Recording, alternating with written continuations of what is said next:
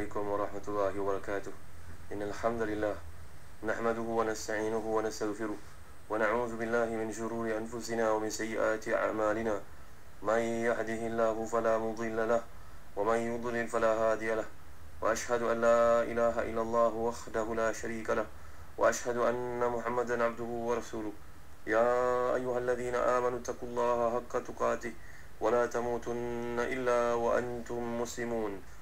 يا أيها الناس اتقوا ربكم الذي خلقكم من نفس واحدة وخلق منها زوجها وبث منهما رجالا كثيرا ونساء واتقوا الله الذي تساءلون به والأرحام إن الله كان عليكم رقيبا.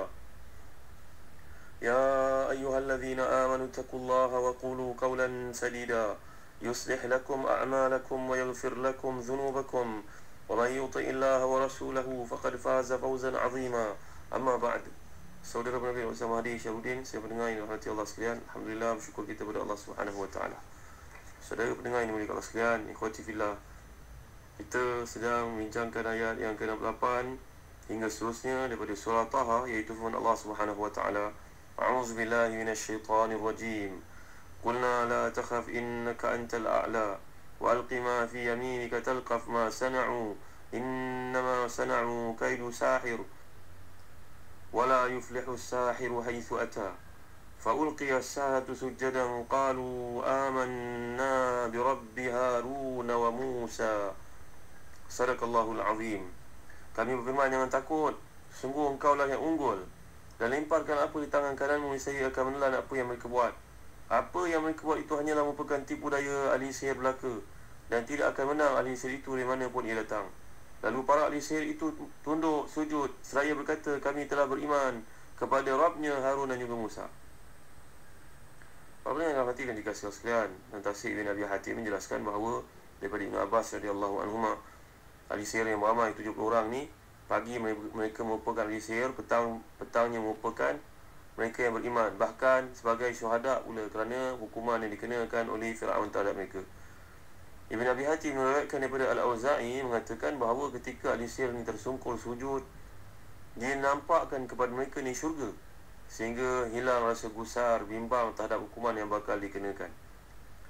Dia mengatakan, dan dari Sa'id bin Jubair mengenai firman Allah Subhanahu wa taala, fa'ulqiya as-saharatu sujada, lalu ahli sihir ni tunduk sujud. Dia mengatakan mereka melihat tempat yang mulia yang Allah peruntukkan untuk mereka ketika mereka sedang sujud itu.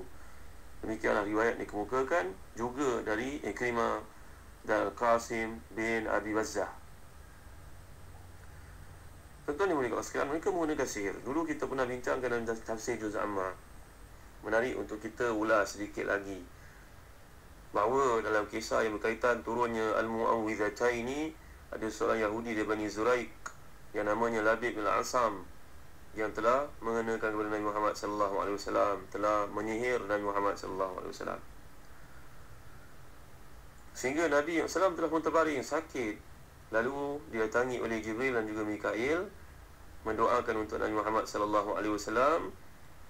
Lalu sembuhlah Nabi sallallahu alaihi wasallam, dan Nabi telah menyuruh kepada Sayyidina Ali karamallahu wajhah supaya pergi kepada satu telaga, yang mana dalam telaga itu telah dicampakkan sikat yang digunakan Nabi Muhammad sallallahu alaihi wasallam. Di tempat tersebut Bi'r namanya Zarwan, satu telaga namanya sumur ataupun perigi buta namanya perigi Zarwan. Bila sahabat Nabi pergi ke sana, diketuai oleh Sayyidina Ali karamallahu wajhah untuk mengeluarkan airnya, kelihatan airnya warna kuning, perang, macam warna inai.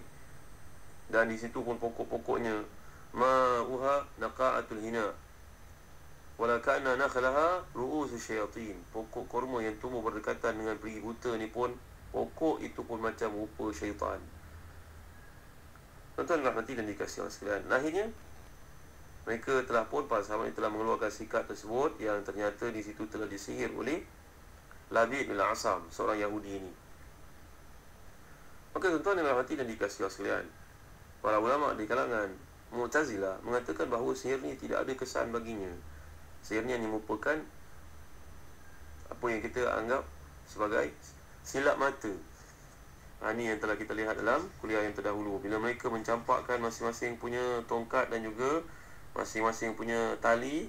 Yukhayyalu ilaihi min sihrihim annaha tas'a. Yukhayyal ni adalah maknanya ditakhilkan. Takhil ni maksud apa tuan-tuan? Takhil ni maknanya terbayang, khayal, nampak macam benda tersebut tidak ada kebenarannya, cuma ia merupakan silap mata. Macam orang buat silap mata, kita nampak bagai dia buat, tapi adakah betul? Ni satu soalan.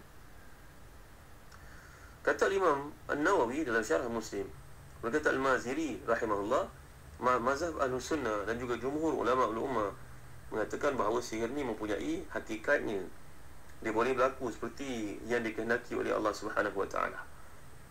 Nanti kita akan lihat dalam surah Al-Baqarah ayat 102. Taba'u ma tatlu syayatin ala mulki Sulaiman wa ma kafara Sulaiman walakinna syayatin kafaru yu'allimuna an-nasa as-sihr wa ma unzila 'ala al-malakaini babila Harut wa Marut wa ma yu'allimani min ahadin hatta yaqula innama nahnu fitnatun fala takfur. Nanti kita akan lihat tuan-tuan berkaitan dengan sihir ni. Kan Allah dah gambarkan di situ, yufarriqu bainal mar'i wa zawji. Sihir ni dia boleh bagi kesan yang menyebabkan berlakunya perselisihan faham antara seorang suami dan isterinya dan akhirnya bercerai. Takkanlah bercerai itu benda yang bukan benda yang benar. Takkanlah dia merupakan benda takhil, benda yang bersifat bayang-bayangan saja. Jadi para ulama Ahlus Sunnah menunjukkan bahawa, menjelaskan dasarkan firman Allah Taala dalam ayat 102 surah Al-Baqarah itu, sihir ni memang ada kesannya. Berkata Qadhiyat seperti disebut oleh Imam Nawawi, bahawa sihir yang berlaku terhadap Nabi Muhammad SAW ini hanya menimpa jasad Nabi SAW saja, bukannya menimpa hati, bukan menimpa akal, bukan menimpa i'tikadnya Nabi Muhammad SAW.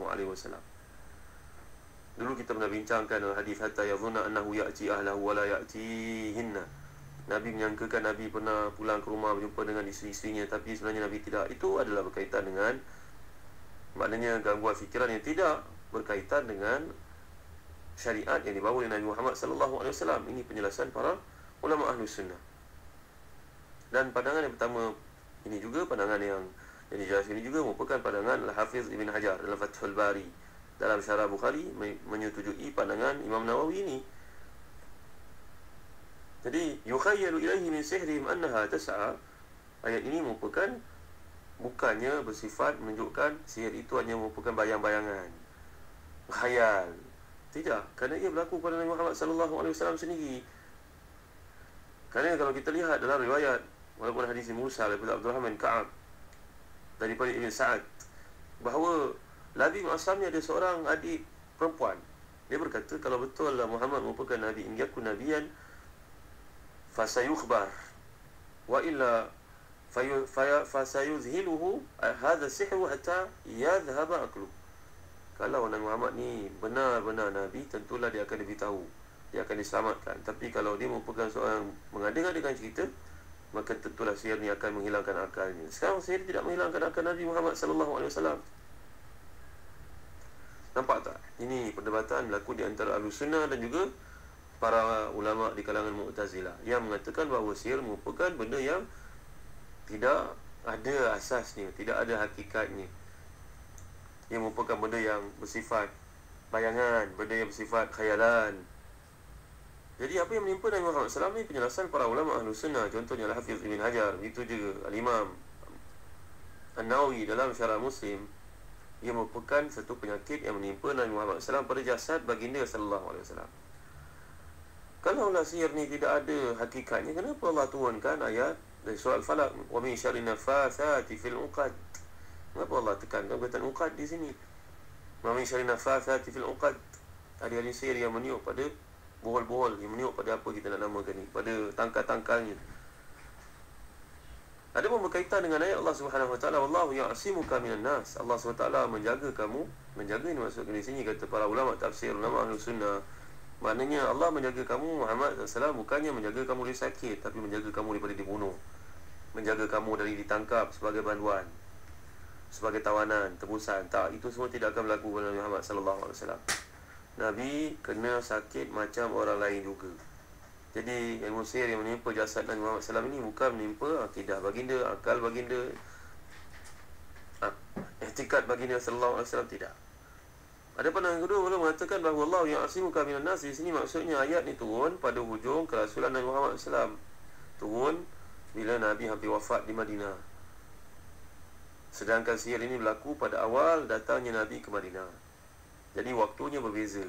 Adalah pandangan para ulama yang disebutkan di sini, tuan-tuan yang dimuliakan Allah sekalian. Ini adalah penjelasan para ulama Ahlus Sunnah terhadap sihir yang berlaku. Sihir boleh memberi kesan, tidak dinafikan. Dan kalau kita kaji dalam kitab Al-Bir was-Silah, dalam Al-Mustadrak oleh Imam Al-Hakim, ada satu kisah yang menarik. Kisah ni kerap saya ceritakan kepada tuan-tuan, iaitulah kisah seorang perempuan dari Daumatul Jandal yang mempelajari sihir. Hadis ini disifatkan oleh Imam Al-Hakim sebagai sahih, disepakati oleh Imam Al-Zahabi dan Mustadrak. Iaitulah Aisyah radhiyallahu anha, pada hari Nabi Muhammad SAW baru saja wafat, datang seorang perempuan dari Daumatul Jandal ingin bertemu dengan Nabi untuk meminta penawar dari masalah sihir yang menimpanya. Jadi tuan-tuan dimuliakan Allah sekalian, perempuan ini dia ada suami dia meninggalkan dia. Lalu datanglah seorang ahli sihir perempuan, datang dengan cadangan nak membantu dia yang kehilangan suami. Maka suaminya zalim pada dia, Allahu a'lam, menghilangkan diri itu sahaja, meninggalkannya seorang diri. Maka sekarang dia nak belajar sihir daripada wanita tua ini agar dapat mengembalikan suami ke pangkuannya. Perempuan tua ini telah membawa 2 ekor anjing hitam untuk aku, kata perempuan tersebut pada Aisyah radhiyallahu anha. Seekor untuk aku tunggangi, seekor untuk dia pula tunggangi. Jadi anjing ni pun tiba-tiba dalam sekelip mata bergerak sampai ke Babil. Babil ni dekat Iraq, tuan-tuan, jauh perjalanan. Ini cerita sihir. Maka aku melihat 2 orang lelaki digantung dengan keadaan terbalik, kaki ke atas, kepala ke bawah. Lelaki kedua ni bertanya kepadaku, perempuan kau datang untuk tujuan apa? Jawab aku, untuk pelajari sihir, untuk kepentingan diriku agar suami pulang ke pangkuan. Jawapan orang lelaki ni, jangan, ini adalah benda yang membahayakan agamamu wahai perempuan. Tapi aku tetap juga nak belajar. Dia suruh aku pergi ke sebuah tungku api untuk kencing di tempat itu. Aku pergi ke tempat yang tunjukkan, tapi aku batalkan saja niat kerana aku takut. Aku kembali kepada 2 orang lelaki itu menyuruh melakukan perkara yang sama. Dah buat ke belum?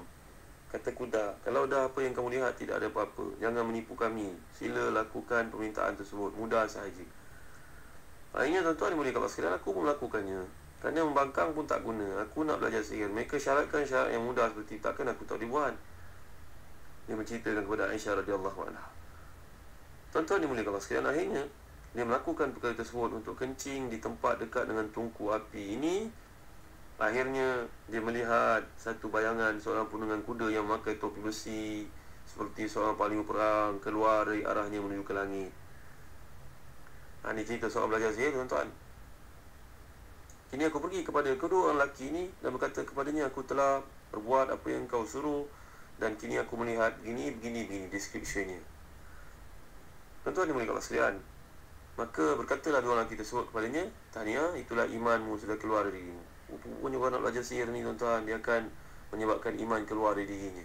Syarat-syarat ni kena untuk belajar sihir ni, black magic ni ketat, tuan-tuan, sehingga menyebabkan iman sudah keluar daripada dirinya. Sekarang apa yang kau nak pasti boleh dilaksanakan. Ambil biji gandum itu dan taburkan. Kata 2 orang lelaki ni meminta perempuan yang baru melihat kejadian pelik berlaku terhadap dirinya waktu dia kencing itu. Aku pun menaburkannya. Kemudian aku pun berkata, tumbuhlah. Ketika dan masa yang pendek biji gandum itu tumbuh. Dan aku berkata, sekarang bergabunglah. Kini biji-bijian gandum itu bersatu. Aku berkata, sekarang melekatlah. Melekat kesemuanya sekali, kering. Kemudian secara spontan menjadi kering seperti tepung yang siap untuk diuli. Kemudian masaklah kamu, datang air, diuli dan akhirnya masak jadi roti dalam sekelip mata. Biji-bijian yang tadi dipegang kini menjadi roti. Maka aku pun yakin bahawa apa yang aku minta untuk belajar sihir ni sudah pun terlaksana. Tapi aku mula menyesal. Wahai Ummul Mukminin Aisyah radhiyallahu anha, ajarlah aku supaya aku dapat kembalikan iman walaupun aku kena buang semula ilmu yang boleh menundukkan suamiku ini. Mohon kepadamu kalau ada cara ni. Tuan-tuan, isteri Nabi SAW ini, Aisyah radhiyallahu anha lain sedang berkabung. Kesedihan menimpa mereka atas kematian Nabi Muhammad SAW. Seorang pun sahabat yang ada di situ tidak berani memberi komen. Semuanya diam. Semuanya tidak memberikan apa-apa pandangan. Kecuali Ibnu Abbas radhiyallahu anhuma, sahabat yang muda tetapi hebat ilmunya ini, mengatakan, Seandainya dua orang ibu ayahmu masih hidup, doa mereka akan diterima Allah SWT, sebagaimana doa Nabi Muhammad SAW. Tuan-tuan yang dirahmati dan dikasihi sekalian, malang sekali bagi perempuan ini. Dia menjelaskan bahawa ayah ibu sudah mati. Mereka dahulu merupakan orang yang warak, sahabat Nabi, tapi mereka sudah pun mati. Malang sekali bagi perempuan ini. Nampaknya sihir yang dipelajari sudah membahayakan agamanya, tuan-tuan. Jadi kita sedang membincangkan apa yang berlaku kepada ahli sihir. Bertembung dengan Nabi Musa dan Nabi Harun alaihi wassalam, akhirnya terbuktilah mereka berada di pihak yang salah, dan Nabi Musa dan Nabi Harun alaihi wassalam lah yang berada di pihak yang benar. Sekarang mereka sujud. Pagi datang sebagai orang yang kafir dan memusuhi kedua orang Nabi, kini keluar dari tempat pertarungan dalam keadaan kalah tetapi beriman kepada Allah SWT. Tuan-tuan, insyaAllah kita akan lanjutkan lagi bicara yang nampaknya keluar dari mulut Firaun dalam kata berapa, dan ketakutan mula menyelubunginya. Natijah kemenangan Nabi Musa, Nabi Harun SAW di hadapan khalayak ramai. Apa akibat buruknya? Seperti yang diramalkan oleh Firaun. Sekarang semuanya beriman dan rakyat semua menjadi tercengang, kebingungan. Sekarang siapa yang benar, yang diharapkan untuk mengalahkan Musa pula yang sekarang menurut Musa? Kita akan lihat kali ini yang kuliah akan datang. Allahu a'lam. Wa sallallahu ala sayyidina Muhammad wa ala alihi wa sahbihi wa baraka wa sallam. Walhamdulillahi rabbil alamin. Wa barakallahu fikum. Wassalamu alaikum warahmatullahi wabarakatuh.